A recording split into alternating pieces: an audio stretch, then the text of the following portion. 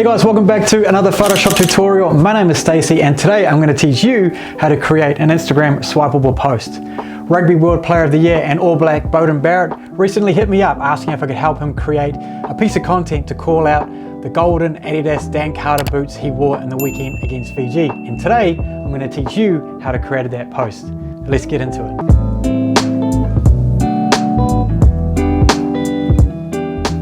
So here we have the final piece and all the different elements involved, and you'll see on the right hand side here I've got all the different folders which contains all the different parts of the graphic.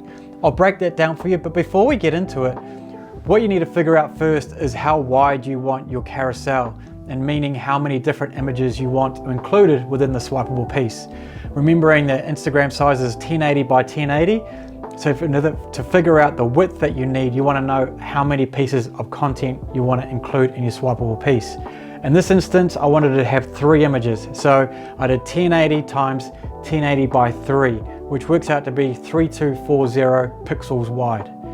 Now we determine that, I'll show you how we got into it. What I also like to do is have these guidelines that shows up on the display so you can see exactly where each cut's going to be. Just by going here, and you got this pop-up box here asking you how many lines you want or how many columns you want to include. In this instance, I want 3, so I'm going to enter 3 and then I'm going to click OK. And that there is going to show me where each of the splits is going to be within the Instagram swipeable post.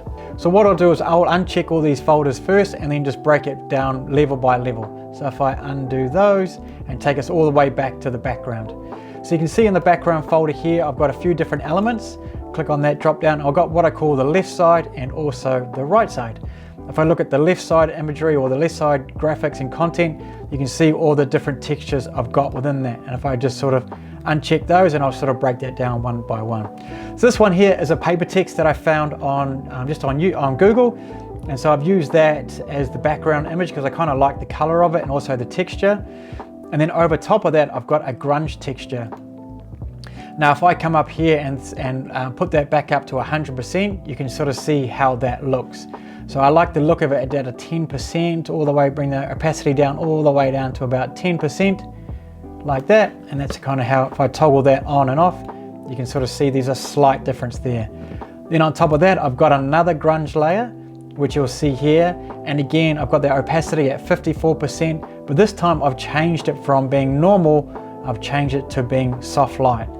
And you can see if I toggle that on and off, how that looks. So again, it just gives it a bit of depth and just a bit of layering to it. I've then repeated the same on the right hand side, and you can sort of see over here, but I've also included some paint splatters. So not only have I got the paper textures, just like I did before, I've also got paint splatters as well. So if I turn those all off and show you how I've gone about that. So this one here, and this is I just found on Google, and I've just used these paint splatters. And so I've got different layers because I want to kind of give it, because I've got this grunge look over here, I kind of wanted that bit of that sort of paint splatter, sort of again creating a bit more filled in gaps, which I'll show you very soon. And then I've got another paint splatter here, so again a bit more depth, and then another one here also above it. But you'll also see I've got what I call a layer mask on top of that. If I just sort of disable that for now, you'll see that there's a bit more here, there's a bit more paint splatters here. I just thought it was a bit too much, so I just sort of brought that back. So if I enable that, I've done that. What I've done there is I'll delete that and I'll show you what I mean. So I've deleted that layer mask. I'll go down here, add that layer mask, and then what I'll do is I'll go over to my brush tool, click on the brush tool, and make sure you click on this drop down up here and select the soft round one here. Then making sure that your opacity is around about, I'll probably put that about 20%. And then also making sure, because we're using a white layer mask here, make sure that your paintbrush is black. That's really critical that you make sure it's black. So what we're going to do is we're going to brush a few of them out. So if we can just sort of remove those, and you'll see them slowly fade out as I use my cursor to go over, taking my finger off and on the cursor every now and then, you can sort of see them fading away. And you can sort of see, just pulls it back a little bit, just drawing over there, and just removing a bit of the density to the paint splatter. Cool, once you've done that, then we'll go on to the images of Beauden. So first of all, we'll go to this one here on the right hand side. So if I zoom in on that and drag that across, and you'll see how that looks there. So again, first of all, you'll see the paper tier here, and I'll show you exactly what that is and how I created that. Plus also you'll see a bit of grain going through here with a bit of soft light. That's just an overlay. And then I'll show you about also what I've done. You can see the grain's not on Beauden because I've pulled that back, and I'll show you how I did that. Click on the drop down in this folder here and you'll see the elements. So I'll pull that all the way back. So first of all, we've got Beauden here. And what I've done, as you can see here, if I actually just so this again, I'll just quickly show you. See how that line goes through here? What I've done there is that there is actually just a torn piece of paper overlay. And so if I turn that, I can actually move that. See what I've done there? It's just an overlay. So it actually looks like Control Z to go back.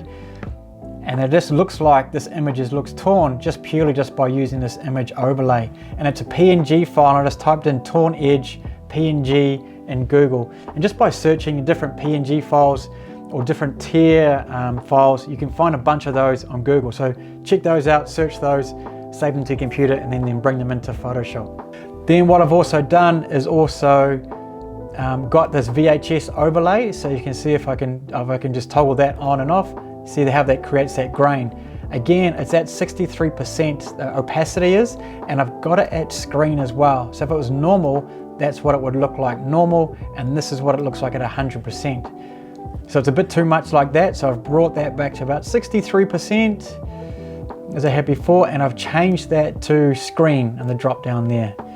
But what I didn't want to do is I didn't want Beauden to be or have that grain texture over top of him, so I've brushed that out. And how I've done that again is by using this layer mask.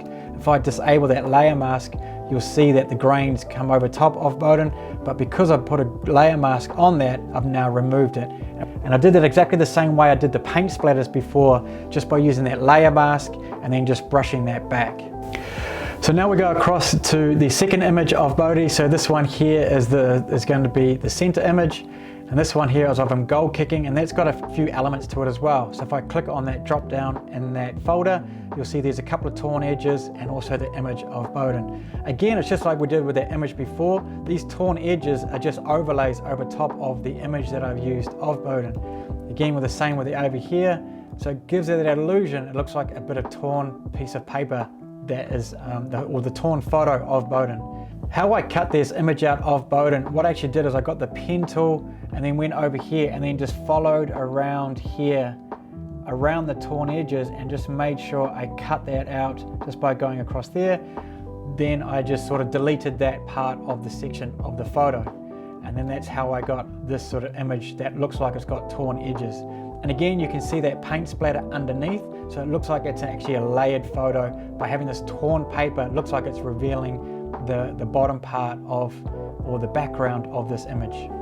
So from there, I had the golden boots overlaid on top of that. This photo is what Beauden sent through to me. So he shared these photos with me. So I cut each one of these boots out and then just layered them over top.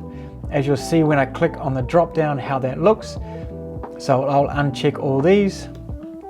So we do the bottom boot here, so you can see that there's the bottom boot. But what I've also done, I've also included a drop shadow here, just by double clicking on the graphic, and then you can see drop shadow down here. And these are the settings I've got for that drop shadow. So the distance, the spread, and the size. Also the opacity of that as well. Is sort of just pulled that back to about 42%. The reason why I wanted to give it a drop shadow is because I really wanted it to look like it's coming off the page. You want to sort of give your photo some depth, and having that drop shadow really helps create a depth within the image itself. And it's just a bit more different dynamic to it, as opposed to looking like a flat image over top of what we've got already quite a cool graphic going on. So having that added feature gives it that sort of different sort of look to it as well. Then what I wanted to do is I really wanted to give it a highlight of that boot. So at the moment it looks cool, quite golden, but I wanted to give it a bit more, what's the word I'm looking for? Bit of oomph, is oomph a word? A bit more color to it. So what I actually did is I used a gradient map. If I toggle that on and off, you can see the color difference there. How I did that was I went up here to adjustments. I then went to gradient map, which is this icon here, clicked on that, then changed that, clicked on that again, and then went up to here on the drop box, clicked on that, and then clicked OK. Go back down to where the layer is, and what I want to make sure I want to do, I only want it for this layer here. At the moment you can see that gradient map is covering the whole image. I just want it on top of this boot. So what you do is you hold down the option key, and when your cursor changes, then you click on that and you can see it changes to that orange. Looks kind of whack, so what I then actually did was then go down to click on the drop down and go all the way down to soft light. I then pull the opacity back so it's not too orange or too yellow, and it gives you that look. So if you toggle that on and off, it gives it a bit of a different look to it as well. So I did the same with the boot just above it. So again, if I bring that back, you can see that boot's sitting like that. Again, still with the same, with a drop shadow as well. And then I've also added another gradient map on top of that. And again, it just changes the color of the boot. It looks kind of cool as well. We go across now over to the other graphics. So underneath this one here, I put another set of boots underneath there. And this image here is of the footy boots relaxing on a bag of rugby balls. And so I wanted it to look like that was sitting underneath these two images here. So I've got this image here of Beauden, and I've also got another image here. There was no real effect on that one there. All I just did was just have that image, and there's no overlays, there's no textures or anything like that. I just liked it how it looked, so I just left that as it is. And then the other image we've got here that sort of separates the two is we've got this one here of Beauden as well. Again, it's just using his image and with that torn layer placed over top. If I click on that drop down, you can just sort of see there's no real texture overlays or anything like that. I just sort of keep that pretty simple, and also with that torn edge. Again, if I move that out of the way or move that across, you can sort of see how I use the pen tool to cut around on that image to make it look like it's being torn away. So again, if you can see that this layer here of the boots sits underneath these two images, it sort of helped fill that gap, and I thought it gave it a bit more depth and looked quite cool as well. Then the last image for the lot is this one here of Beauden. It looked like he's running in action. What this one here was, I actually just cut this out and just used the out, or just used Beauden's image. If I click on that drop down, I've got a bit going on to this one here. So if I uncheck all those, so if I go back to that, so I bring it back Beauden here, so he's just been cut out and just placed on top of that. But I also wanted to have it look like he was actually floating in the air. So hovering above the ground. How I did that was by putting shadows in there. So you can see there's one shadow there. There's also a middle shadow that goes through here, and also the last shadow at the back. If I quickly just get rid of those boots, I'll show you what I mean. You can sort of see how that layer there looks like he's casting a shadow just by utilizing a simple feature which I'll show you how to do. Click on that drop down, and what I use is the ellipse tool. What that is, if we come over here, you've got this function here, you just hold your finger down and brings up all these different shapes.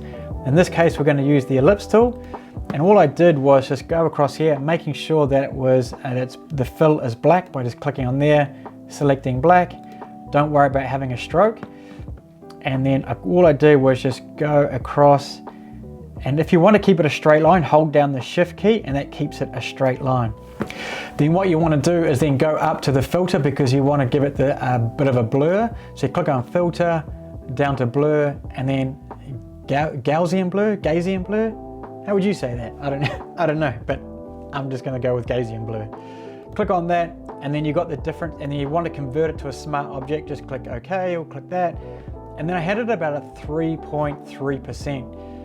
If you can see here, the more pixelates you give it, the more blurry it becomes. So I had it about 3.3%, and if I click OK and I toggle that on and off, you can sort of see how that looks as well.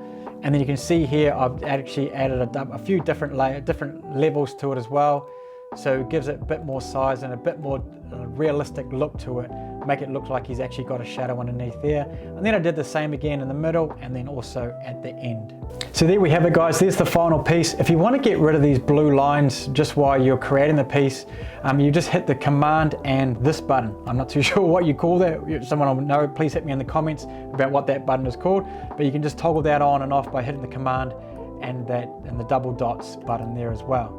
But what we want to do now is we want to cut it up. And so what we want to do is using our knife tool and slicing the different pieces up into having a separate piece for each post. And I'll show you how we do that. So what we want to do is we go over here to where the cropping tool is, hold your finger down and then go down to the slice tool. So that'll bring the slicing tool up. Now what you want to do is you want to go up here to called slice from guides. Click on that. So once that's cut the lines there, what we want to do then is go up to file, go to export and then to save to web. This will bring up a pop-up box, and then for me, what I like to do is put it at full view or fit in the view so you can see what your image looks like. Now what you want to do is click on each one of these pieces of content. So you want to click on there, hold down your shift key and then click on the other pieces or part of the image as well. Then the other thing you want to do is click on JPEG, click on that, bring your quality up to 100%, and then you come down here and just double check that your height is 1080 by 3240. If it's not that size, it won't fit properly into Instagram, and what Instagram will do is reduce the size of the quality of your image. You won't get the same sort of quality from your computer to your image. So now what you have to do that is click on save, and then it'll ask you where you want to save your file, and you just save it to wherever you want to save it. And then you click on save and then you go. Then what you want to do is go into your files, then transfer it from your computer to your phone, and then you post it up on Instagram. So there you have it, guys. I hope you got some value out of this one. Please feel free to hit the thumbs up button if you did, and or even maybe hit the subscribe button as well, because I've got a bunch more content coming out, Photoshop tutorials, taking photos, more Instagram content. And if this is something you're into, I'd love it for you to join me on my journey of becoming a content creator. Thanks again for watching, and I can't wait to see you in the next one. I'll see you then.